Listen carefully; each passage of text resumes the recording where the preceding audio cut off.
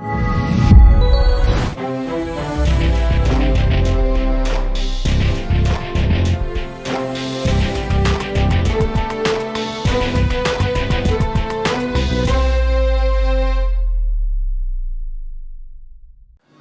शाम के 4 बज चुके हैं और आप देख रहे हैं लेक सिटी लाइव का खास प्रोग्राम इलेक्शन लाइव। मैं हूं आपके साथ शिवेंद्र द्विवेदी। सबसे पहले नजर डालते हैं सुर्खियों पर। बीजेपी ने उम्मीदवारों की अंतिम सूची की जारी। गुना से पूर्व विधायक पन्नालाल शाक पर फिर जताया भरोसा। मुख्यमंत्री शिवराज सिंह चौहान ने बुधनी से भरा नामांकन, एक बार फिर सरकार बनाने का किया दावा। आदिवासियों को जागरूक करने चुनाव आयोग की अनोखी पहल, वूटू नाकड़े ममार आओरे। बहुजन समाज पार्टी ने अपने स्टार प्रचारकों की सूची की जारी। 40 प्रचारकों में बीजेपी सरकार में मंत्री रहे रुस्तम सिंह का नाम भी शामिल। मध्य प्रदेश में रिश्तों की चुनावी जंग, नर्मदापुरम में भाई भाई में मुकाबला।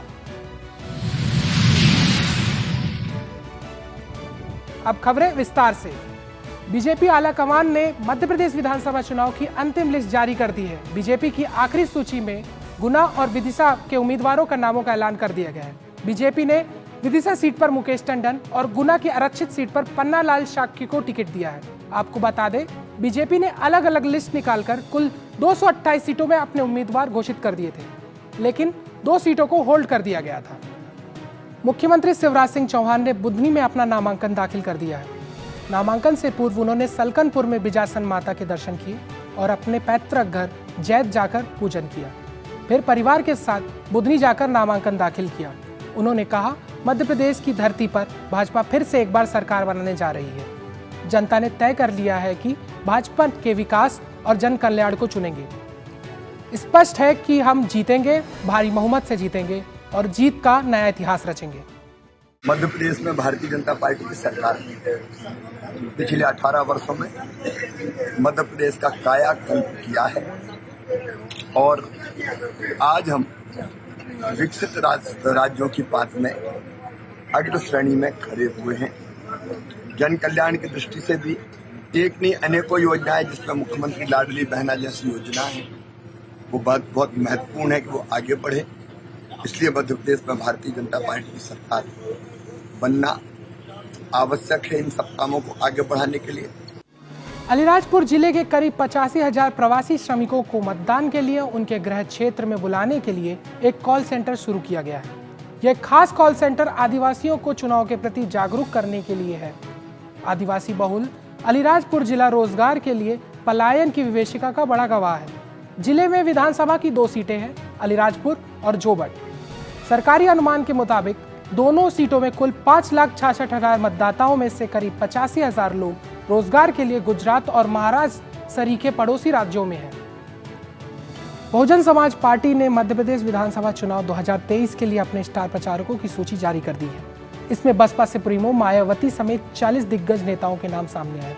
इस सूची की खास बात यह रही कि बसपा के स्टार प्रचारक बीजेपी सरकार में मंत्री रहे रुस्तम सिंह का भी नाम शामिल किया गया है। बता दें कि बेटे को टिकट नहीं मिलने से रुस्तम सिंह ने बीजेपी से इस्तीफा दे दिया था और बसपा का दामन थाम लिया था। बताया जा रहा है कि बसपा के स्टार प्रचारक 6, 7, 8, 10 और 14 नवंबर को जनसभाएं करेंगे।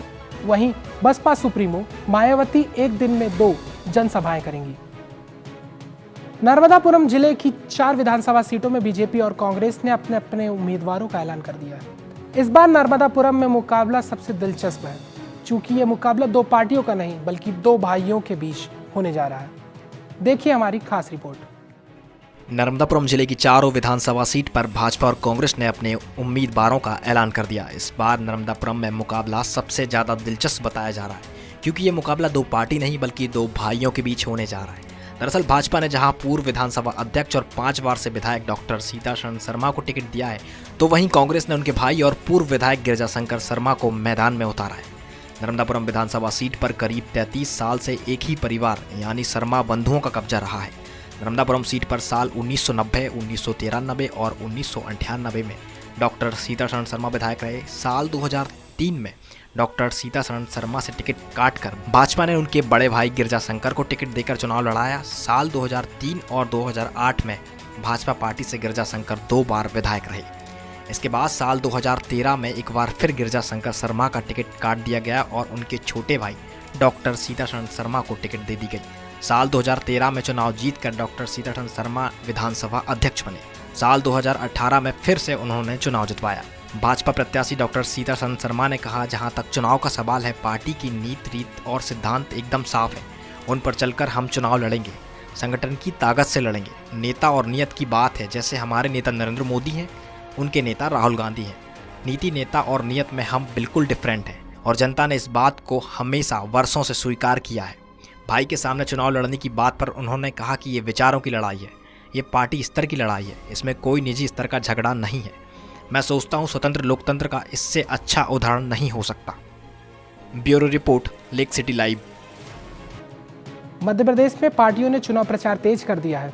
अपने अपने वादे और मुद्दों के साथ जनता के पास जा रही हैं। इसी विषय पर लेक सिटी लाइव की रिपोर्टर देविका ने की बात वरिष्ठ पत्रकार श्वेता बद्राल जी से।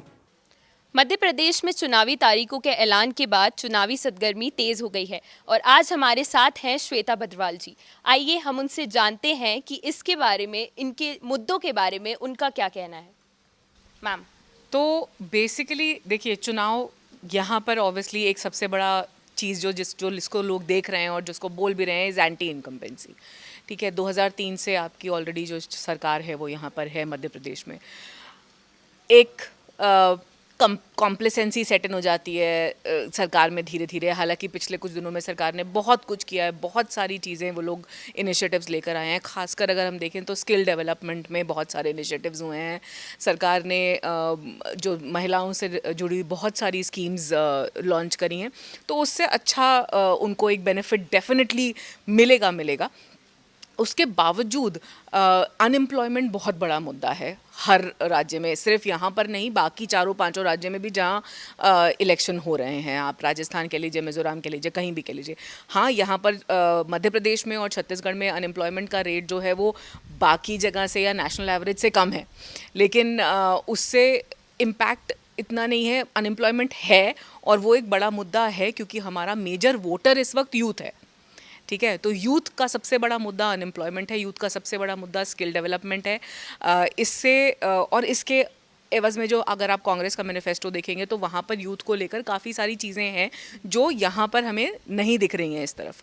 दूसरा ये है कि जब हम बात करते हैं दोनों पार्टियों की, और यही 2 बड़ी पार्टियाँ यहाँ टक्कर में हैं मध्य प्रदेश में, तो उस सेंस में हम बहुत सारी स्कीम्स की बात करते हैं, बेरोज़गारी भत्ते की बात करते हैं, तो वो सब भी इम्पॉर्टेंट रोल प्ले करेगा जितना हो जाएगा। सीएम का फेस, सीएम का चेहरा कौन होगा, ये भी एक इम्पॉर्टेंट मुद्दा लोग जानना चाहते हैं। अभी बीजेपी का सीएम का चेहरा ऐसे क्लियरली डिक्लेयर्ड नहीं है कहीं पर, हालांकि अंडरस्टूड भी है कुछ हद तक, लेकिन तब भी डिक्लेयर्ड नहीं है। और कांग्रेस का बहुत डिक्लेयर्ड है, तो वो वहाँ पे क्लैरिटी है। तो इस तरह से कुछ ये मेजर मुद्दे हैं मध्य प्रदेश को लेकर। ऑब्वियसली जैसा अनएम्प्लॉयमेंट मुद्दा है, और अनएम्प्लॉयमेंट से जुड़ा हुआ ही दूसरा मुद्दा सीधे आता है पॉवर्टी का। ठीक है, उससे सीधे जुड़ा हुआ मुद्दा आता है इन टर्म्स ऑफ डेवलपमेंट का। आपके भोपाल, इंदौर जैसे शहर बहुत अच्छे से डेवलप हुए हैं, यहाँ सफाई भी आपने भरपूर करी है। इंदौर आपका one of the cleanest cities है, लेकिन आप जैसे ही ग्राउंड पे जाते हैं, ठीक है, और आप दूसरे शहरों में जाते हैं, आप ग्वालियर चले जाइए, आप जो दूसरे और छोटे शहर हैं, जबलपुर हो गया, या और ये छोटे शहर नहीं है, पुराने ज़माने से नोन सिटीज़ है मध्य प्रदेश की। और इसी में आप ऐसे दूसरे शहरों में जाएं तो आपको वो क्लीनलीनेस, वो सफाई, वो बेहतर डेवलपमेंट नहीं देखने को मिलता है। ठीक है, डेवलपमेंट सिर्फ इंफ्रास्ट्रक्चर नहीं होता, सिर्फ पुल और घर नहीं होता। ठीक है, तो इसलिए ये एक बहुत बड़ा मुद्दा है। और जितना लोगों को ये बात समझ में आने लगेगी, क्योंकि आप कंपैरिजन कर सकते हैं बहुत इजीली, आप भोपाल से कंपेयर कर सकते हैं, भोपाल के बाहर आप निकलेंगे होशंगाबाद रोड से, उधर को चले जाएंगे तो आप सीधे कंपेयर कर सकते हैं कि कितनी बुरी हालत है, आप सड़कों की इंटरनली बुरी हालत है। ठीक है, तो शहर बहुत अच्छे हो गए हैं, कुछ 1-2 जिनमें लोग ज़्यादा आते हैं, ठीक है, लेकिन बाकी जगहों पे अभी मुद्दे वहीं के वहीं बरकरार हैं। ठीक है, तो इसलिए ये मुद्दे हमेशा से रहेंगे, ये ग्राउंड रियलिटीज़ हैं। अनएम्प्लॉयमेंट, पॉवर्टी, डेवलपमेंट, जो जिसकी बात की जा रही है, एजुकेशन, ठीक है, इतना कुछ हो रहा है एनईपी में। स्कूल्स हैं हमारे, लेकिन हमारे गवर्नमेंट स्कूल्स क्या कर पा रहे हैं, ठीक है। और उसका सीधा कंपैरिजन दिल्ली के गवर्नमेंट स्कूल से है, भयंकर ट्रांजिशन है वो, ठीक है। एंड ये सिर्फ ग्राउंड रियलिटीज़ हैं, किसी सरकार का प्रो और एंटी की बात ही नहीं है, ये ग्राउंड रियलिटीज़ हैं कि आप वहाँ पे देखिए डेवलपमेंट और यहाँ के पे डेवलपमेंट देखिए, क्योंकि स्कूल्स डेवलप होंगे तो स्किल डेवलपमेंट के आपके कार्यक्रम सक्सेसफुल होंगे, तब आप एम्प्लॉयमेंट को लेकर भी कुछ कर पाएंगे। तो चेन रिएक्शंस है, तो इन सब कुछ ये सब मेरे ख्याल से मुद्दे हो सकते हैं। और ख़ासकर यूथ अगर वोटर आपका हैवी है और विमेन वोटर अगर आपका हैवी है, तो डेफिनेटली ये मुद्दे आपके रहेंगे जो टर्न अराउंड कर सकते हैं इलेक्शन को। तो मैम, जैसे आपने कहा कि विमेन वोटर अगर रहेंगे, तो अभी लाडली बहन योजना आई थी, तो उसके वो किस तरीके से इस चुनाव का वो बदल सकती है, उसके बारे में आपका definitely see I will not say क्या क्या बदल सकता है, क्योंकि क्या क्या बदलेगा ये हम किसी को नहीं, हम कोई भी भविष्यवाणी नहीं कर सकता है। लेकिन हाँ, डेफिनेटली ये मुद्दे, ये चीज़ें, ये स्कीम्स इम्पैक्ट करती हैं, ठीक है। किसी जो महिला कुछ नहीं कमा पाती है, आश्रित है अपने घर परिवार पर, किस ज़रा से भी पैसे के लिए, 1 रुपए के लिए भी उसको आप 1200 रुपये महीने का दे रहे हैं, उसके लिए काफ़ी बड़ी चीज़ होती है, ठीक है। खासकर उन इलाकों में जहाँ पर 1200 रुपये में काफ़ी कुछ हो जाता है, मिल जाता है, ठीक है। तो इम्पैक्ट डेफिनेटली होगा ऐसी स्कीम्स का, लेकिन कहाँ तक पहुँच रही है ये स्कीम, ये एक सवाल है। कितने लोगों को एक्चुअली फ़ायदा मिल रहा है, ये दूसरा सवाल है। तो जहाँ जहाँ पहुँची, जहाँ जहाँ फ़ायदा मिला, वहाँ इम्पैक्ट दिखेगा। आज इलेक्शन लाइव में इतना ही। मुझे दीजिए इजाज़त। देखते रहिए लिख